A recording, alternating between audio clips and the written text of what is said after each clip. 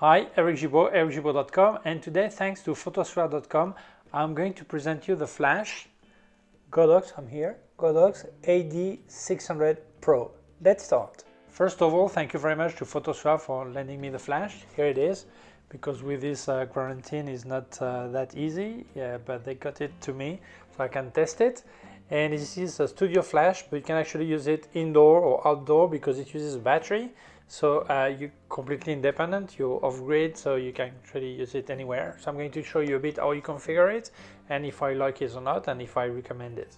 Well, this is the main difference with a typical studio flash. This is battery. I'll put it here. Okay, when I'm watching the video at the same time, it's not easy. Okay, here it is.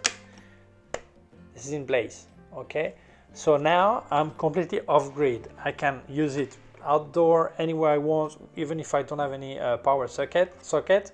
And actually, if I need it, I could also use it charging while using it. If I'm in my studio, whatever, I could actually plug the charger in there and use it.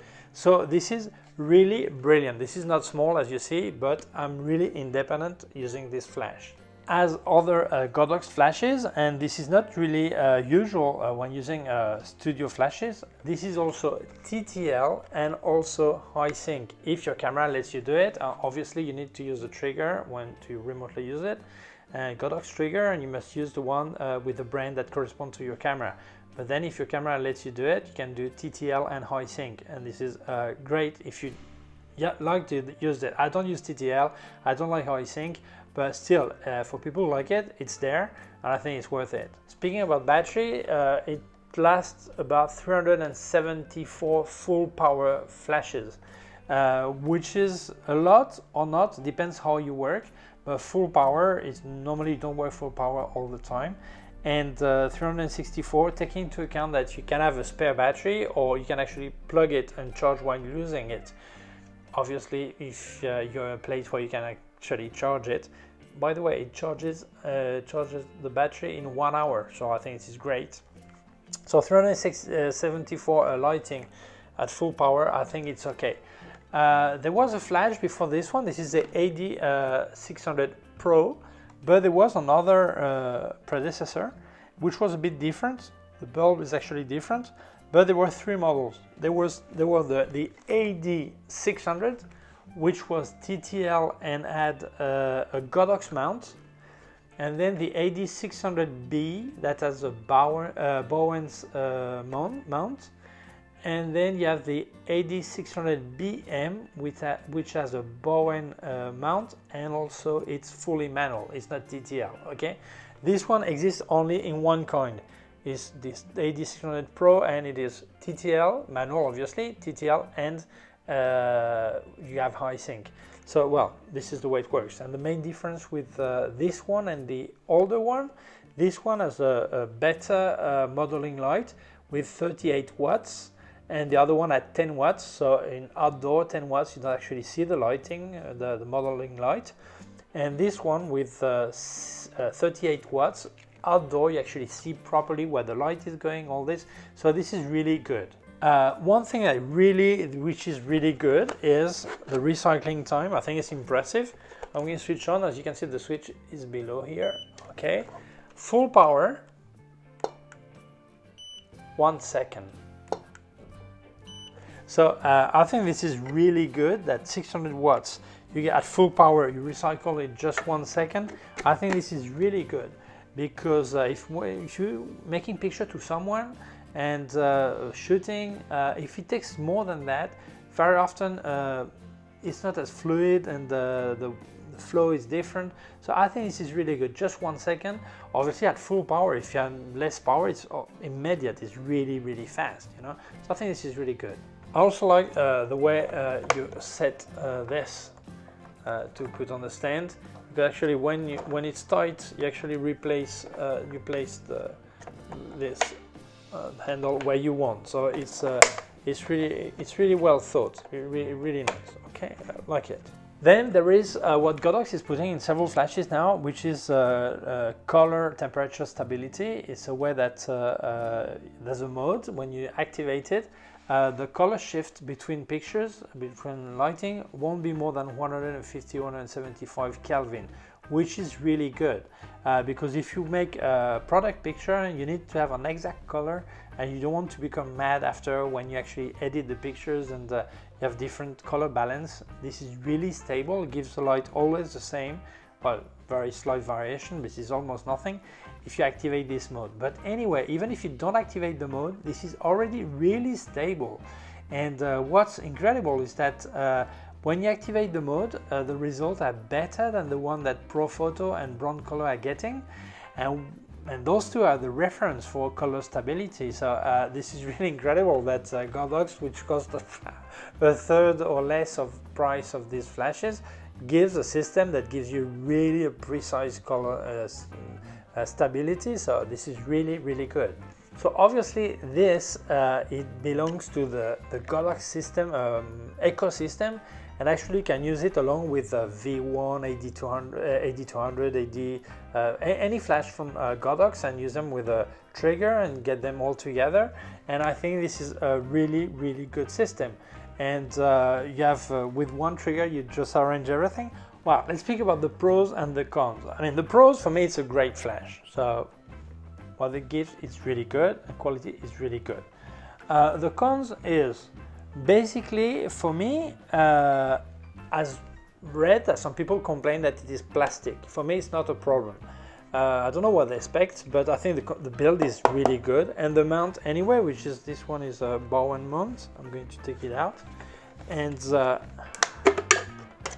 as you can see, the mount here, anyway, this is a piece of, looks like metal to me. I'm not sure if it's metal, but it's really, really strong. I think it's gold, so I think it's metal. So I don't see any problem that the rest is plastic. So anyway, if a flash falls on the floor, whether it's plastic or metal, it will break the inside anyway. So it doesn't really matter. What some people actually complain is that one guy complained, is that the switch is not the typical Godox switch, which is really on-off. This is a push. You actually push on the switch, and the switch is on and off. Okay. And a guy was making pictures outdoor, and there was humidity and light rain, and all of a sudden he realized that the switch wouldn't work anymore. So he was complaining about that. Obviously, if I'm going to make pictures outdoor and it's raining, I'm going to put a plastic bag around the flash to make sure that it's not getting wet and no water falls on it. Even if it's waterproof, I would do it anyway because I would not trust it. Okay, so one thing he solved that problem is that if he actually switched on the modeling light full power, and the van started, and after a while the switch was dry and it worked again. So if it happened to you, you know that this is this possibility. But if you're going to use a flash like this outdoor under rain, obviously if it's normal, don't worry. I would put some kind of plastic around anyway. One thing that other people complain a bit is what people who attack Godox always say the same thing. They always say that. I'm not sure if they actually are bothered with it or if they just say it because they want to say it.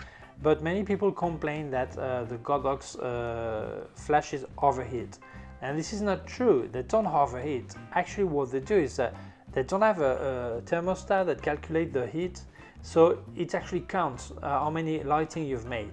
And after around 40, if you're actually I've tested, and if you are on TTL or high sync mode, after 40 flash, it will actually stop telling it's overheating. But it's not necessarily true because the system counts, but it doesn't take into account the power you're on. So if you're at minimum power, I'm sure it's not overheating. If you're on full power, that's possible. But when I say 40 shots, people think I make a shot, then a bit later another one, and when I get to 40 it stops. No, that's not the way it is. It means you're in full power, and you actually, or minimum power, it doesn't matter, but you make a shot every second, like if you take your time, look at your picture, your screen, all this, actually Godox will not even count this, and there will be no problem. But if you have a overheating warning, it will stop working. The only thing you can do is take off the battery, put it back, and if you are sure it's not hot because you're not on maximum power and you're not, it's not, the ambient is not especially hot, then you can carry on working. Otherwise, at least you can make 1 or 2 or 3 more shots and finish your work, or if it was really important. Some other flashes, when it gives you heat, it's hot and there is a temperature measure inside, you can't even do not even 1 extra flash, you know, it's not even possible. This one at least you can make a bit more, but you must take care just to make sure this is true, that it's overheating. Because sometimes you think, nah, maybe it's lying, no, it's actually overheating, and then if you reset the counter, removing the battery, then you can get in trouble. But, well, I think overall this flash is brilliant. So now I'm going to show you a small part. I explain how to configure it. It's a bit long, so if you're not really interested about that, you can jump to the end of the video with my conclusion. Here you have on the side, you have screen and buttons, and I'm recording like this to try not to have too much reflection, otherwise you could not see. And below you also have the switch here on under my thumb, on my finger, and here maybe the place of the switch is a bit strange, but when you use a studio flash very often, you have it on a stand very high, and it's not very easy to access the switch to switch it off. So I think it's good. So the screen, it's very clear, and as you can see, and it's easy to read, and there are several ways of using the flash. If you're using the flash using a sync cable, then the mode will be M, manual, and you can actually change it to multi-stroboscopic light. And when you do stroboscopic, you see 10 light, 5 Hertz, as you can see, okay? And if I am manual, if I turn this wheel, I can change the power. And this way, easy to use. Okay. The letter A is a group. Obviously, if you're using cable, you don't need any group. It's actually if you're using a trigger like this, and then you need it. If you want to use it with a trigger and remote control, you must switch on the Wi-Fi on this button here, and then you see the small logo, and then channel 16. This is the number of the channel. If I want to change group, I press this button here. As you can see, A, B, C, D, E, change the groups if I use it remotely, okay? And then if I want to change the channel, I must do a long press on this button. It switches on the small number, it's a 16, and then I can actually change channel, okay? So and then I click on set to get it set. Then, as you can see, the small Wi-Fi 16, and then you have the mode manual, and you have the multi, and now if I use in Wi-Fi, I've got the manual, multi, and TTL. Then if I work in TTL, I can actually do compensate +3 and -3. Obviously for that your camera must support it, and your trigger must be made for the brand of camera you're using. As you can see, I can change from -3 up to +3 aperture, 3 stops. And then as you can see, I can change it. I'm on Wi-Fi, I can actually change it. Put on A, okay, I can change it for my trigger. Okay, I'm moving the wheel on the trigger. You can see on the screen of the flash it's changing, okay?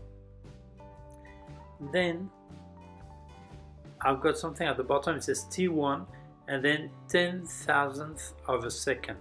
What is that? T1 is the way the lighting is made. It's for light stabilization, but this is the standard one, no specific stabilization, but it gives me the duration of the lighting, 1/10,000th of a second. If I change power, you're gonna see that this changes.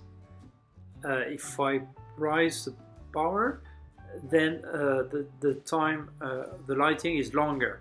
So it goes up to 200th of a second when I'm on full power. This is very important because if you want to freeze action, you probably want to have the shortest lighting as possible. Here at the bottom you have a small bulb. This is modeling light. If I click on it, this switches on the modeling light. Okay, and I can use it in two ways. I can have it fixed. I just set the power I want.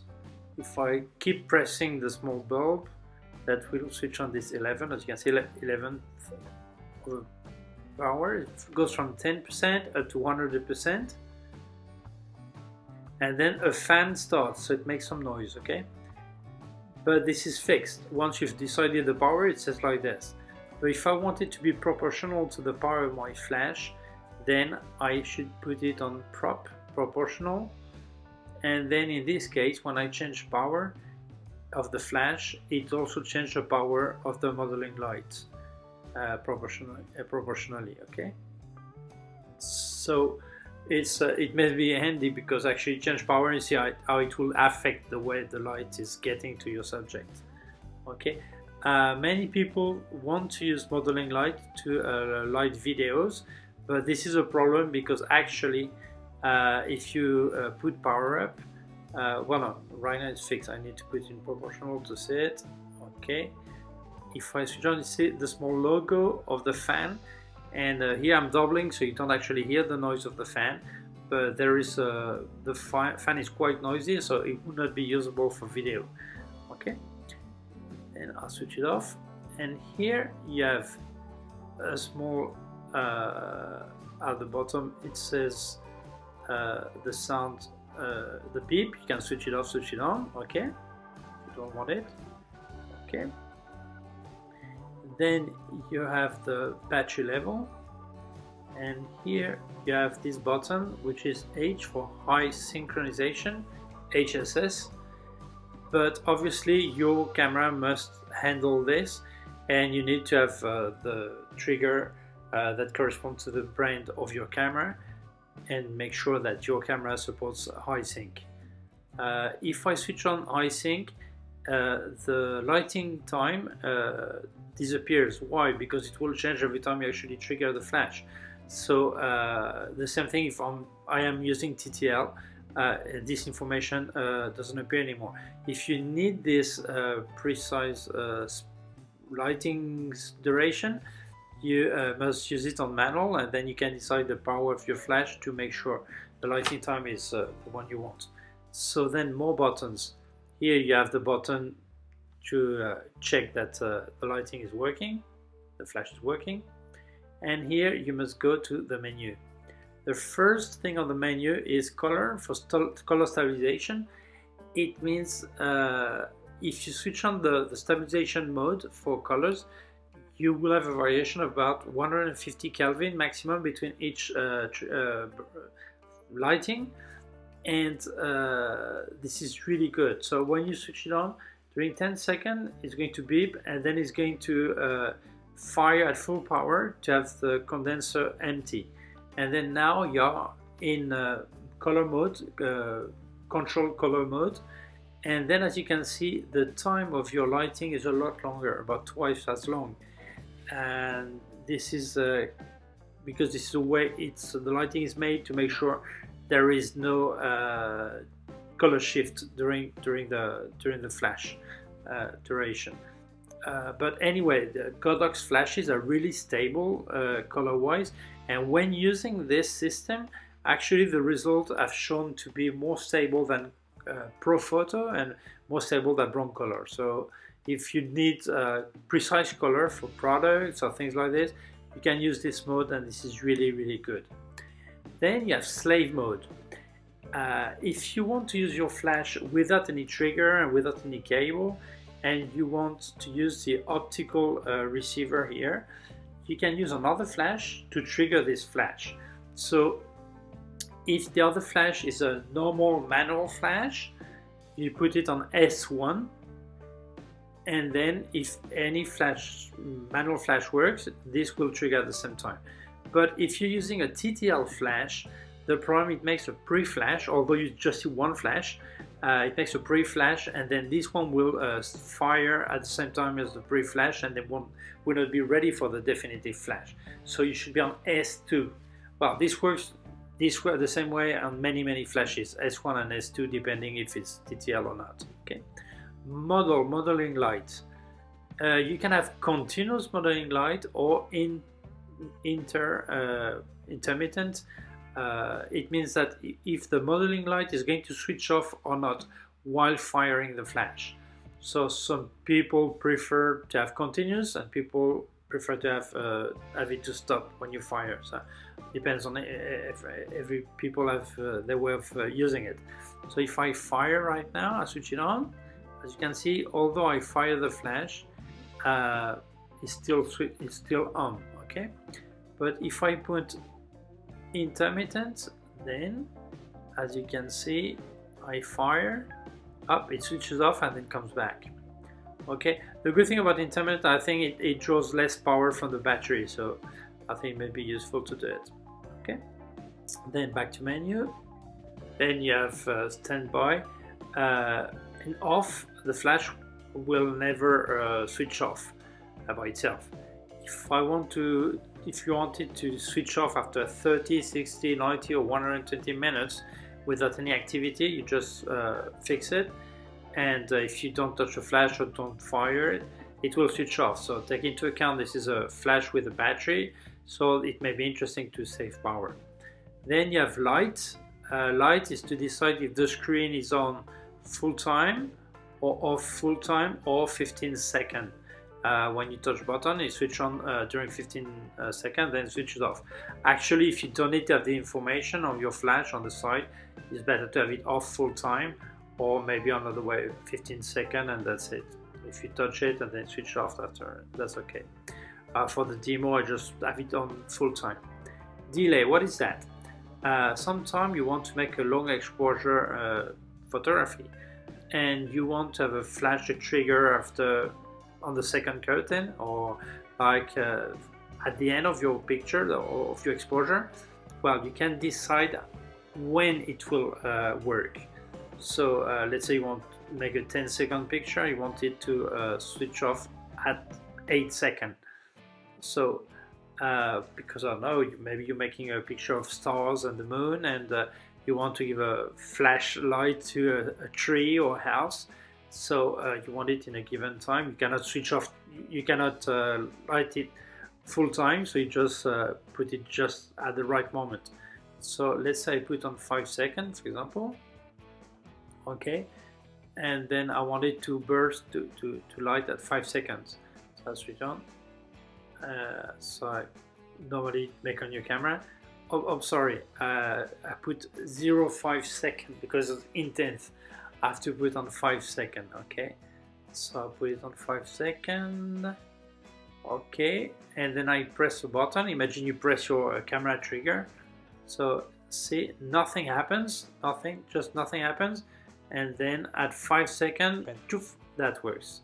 So this can be really useful because if you want to trigger on the second curtain or whatever, in long exposure, some people like to give a light at a certain moment. You can actually decide exactly when. Then there is a thing called units. It says 2 mask, 3 alt, 4 alt, and I don't know what it is. I've been checking everywhere, searching on the internet, and I think if you have several flash like this, several units, then on alt you can decide which one is lighting, the first one, second, fourth. So I'm not sure it works, but I search, but I cannot find. Alt is alternatives, but I didn't find any document to explain exactly how that works. I'm sorry about that. I cannot give you more. LCD, it gives you the luminosity of the screen. ID, you have the possibility to actually set an ID for your flash.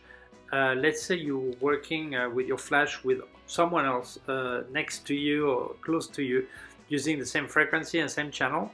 when it's going to fire its flash, it will fire also yours. So if you give a specific ID that goes from 01 to 99, then even if you receive the signal of firing, if it's not the number that corresponds to his ID, it will not fire. So this is more safe. It's a good feature. Godox has this on every flash. And then you have the reset to reset the flash if you have made any change or anything. So you can reset it. As you can see, this flash is quite easy to use. Here on the top, you have here a connector for the charger, for charging the battery. You can actually charge it while using it if you want. Here you have a button to give you the battery level, but it's full right now. Yeah, it's okay. And then here you have the receptor for optical slave, if you're using it as optical slave. Here you have two small doors, one with an USB 2, and is to update firmware, or I'm not sure because there are actually two USB. Then here you have a USB-C, and then you have a sync port, which is the jack one, if you want to fire the flash with a cable. But I'm not sure what USB would be used to update the firmware. Maybe both, or maybe it is to connect different. I'm not sure. I'm not sure about that. Then on the bottom you have a stand, well, something to fix to a stand. Okay, as you can see, with a pass-through for the umbrella. And one thing I like about this is actually once it's tight, you can actually orient it precisely, this small handle, so it doesn't bother you. You just place it the way you prefer, so it doesn't bother you. Okay, so that's really practical, because normally on flashes this always bothers. Here the flash from the front, as you can see, there is a ball, a reflector. I'm going to move the camera a bit so it's better. There's a reflector on, so I'm going to open it, as you can see. Okay, and here I've got access to the bulb. As you can see, the bulb is within a piece of glass. It's not just to protect, actually gives the light better. And here you have the yellow piece is actually an LED light, which is the modeling light. And here you have the actual bulb of the flash within this glass bulb, or I don't know what you call that. Looks like a glass. Okay, I can take off the bulb, as you can see. Okay, and that's it. So there's no problem in touching this bulb, because actually not touching the tube. But never touch the tube inside, because otherwise the grease from your finger will actually get hot on the bulb, and then it will just fuse it. So never touch the bulb inside. And if you're going to use a softbox or modifier, you must not use a reflector, obviously. As you can see, there is some Bowens mounts. You can see on the side there's the Bowens. Okay, and that's easy to mount, as you can see. And that's it. So this is the visit of the flash. And now you're going to see my face, and we'll speak a bit more. Well, I think this flash is incredible. I think this is a brilliant flash, because price is really good. The way Godox price the flashes is also very good, because actually when you look like an AD200, it costs, doesn't matter where you are, but it costs what it costs. But an AD400 with 400 watts instead of 200 costs twice the price, and an AD600 costs 3 times an AD200. So actually they're just charging you for watts, you know. So I think this is good. And actually I was thinking about the AD400 more than this one, and then I thought about it, and I prefer this one, or to have two flashes AD200, because it's more versatile. If you want to get them together, the small accessory, you can get your two AD200 flashes together, and you have 400 watts. And when you don't need the 400 watts, you can split them and use them separately, so that's good. But if you're really short of power and you need more power, this is a better option than the AD400. Obviously, it is a lot bigger and the weight is more important than an AD200, or 3 AD200. But you cannot get 3 AD200 together. You can get 2, but 3 not. So this is a great option, and the price I think is really good. When you look at this competitor, which would be Manfrotto or Broncolor, this is a lot more money for this power and having a battery like this. And I think Godox is doing a great work with this. So actually, some people ask me sometimes, should I buy a studio flash and then some AD200 for outdoor? With this, you don't. You get everything together, you know. So if you're not sure where you're going to use your flashes, and you are not sure there will be an electricity socket somewhere to plug your studio flash, this is a lot better. It's more versatile. You actually use it, and indoor, outdoor. When you're indoor, you can actually charge while you're using it.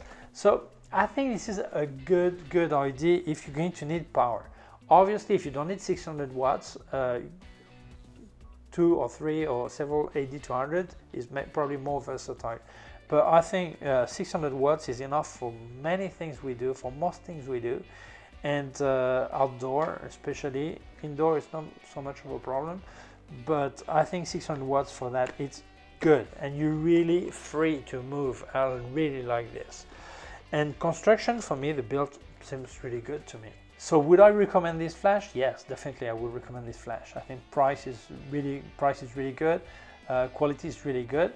If you're short on budget, you could maybe look at this predecessor. It's still being made, the AD600BM, but take into account that the modeling light has not much power, but well, that's okay. But this one is well priced.